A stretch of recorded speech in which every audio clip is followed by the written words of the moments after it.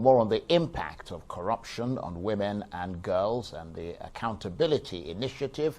I'm joined now in the studio by Lois Chinedu, who's a program officer of the Nigerian Women's Trust Fund and the Gender and Accountability Project, and by Zainab Abdul Rashid, who's the Executive Program Officer for Women's Rights Advancement and Protection Alternative, and is also part of the Gender and Accountability Project. Thank you very much indeed for coming in. Thank you. Thank you, sir. Let me start with you, Lois. What exactly is the meaning of gender and accountability? What's at the heart of it? Okay, so you see, gender refers to the social attributes that is being associated to men and women. So the social roles they play, that's what we talk about when we talk about gender. And accountability has to do with using resources or the power that is given to you to do exactly what you're required to do with it. And then when you have done that, you are able to tell the citizens who have given you the power to use this to work that this is the power you've given to me and this is what I've been able to use it to do. That's accountability in simple terms. Well, I understand the definition of the word gender and accountability. Yeah. I'm trying to find the link between the two and why we're actually here talking about it. So the thing is that normally when you talk about accountability, corruption, anti-corruption, people do not understand that it has its own gender implications. And for us at Women Fund, we've noticed that when we talk about corruption issues, you hear a lot of men talk about it, the way it affects them. You see them out there. But for us, we keep asking, why is it that majority of the people who it affects, even more than directly, indirectly, are not raising up their voices? Why are we not hearing anything about, these issues from such groups of people?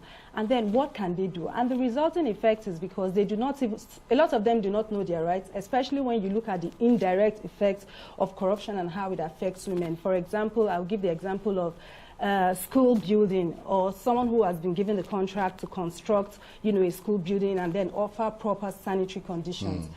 If the money is given for that, particular activity, it's not utilized to its full purpose. What it means is that if the project is done halfway and then the sanitary condition is not conducive enough, indirectly it will affect especially the female children. The same reason why you have a lot of female children staying back away from school when they are on their periods. The reason is simply because the sanitary conditions in the school is not conducive. So for us, we say when we talk about anti-corruption, we talk about corruption, we are saying that the people who are involved, the gender implications of how this problem affects this group of people should come into play. So if you would address the issue on just one end, the other end who suffers may not even know what you're doing. So when you provide services and then it's just general, without the gender dimensions being considered, it means that the people who should benefit from these services will not benefit from it. And they will not also know the right channels to go to when they are not benefiting. They will not also know that they need to raise their voices to demand for accountability in these issues because simply they do not know. So we are saying for policies, for legislation, whatever it is, there are a group of people who this problem affects but are not out there. And these are the people that we are saying we need to bring into the table. Okay, let me bring you in, Zainab, because, it sounds like we're dissecting a problem that is clearly a universal problem across Nigeria. I suppose it is fair to describe you as experts in the field of gender and accountability, because, Lois is just talking very intelligently about it just a minute ago. How exactly are you strengthening leadership and accountability in this area? Because it's very difficult to convince people that there is a special focus in this on gender. Corruption affects everybody in Nigeria. If the light goes bad in this building, it affects me, it affects you.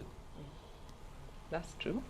At RWAPA, which is a Women's Rights Advancement and Protection Alternative, our main focus is women's rights. Right. So for that institutional advantage, we have come up with a program, which is the Gender and Accountability Project, where we're coordinating 7 other cohort members on the fight against corruption and in the gender perspective. I mean, don't get me wrong, there's nothing wrong with fighting corruption, Yes. but it's to say, Gender. well, we're a little bit special, therefore we have a special sort of Yeah. fight.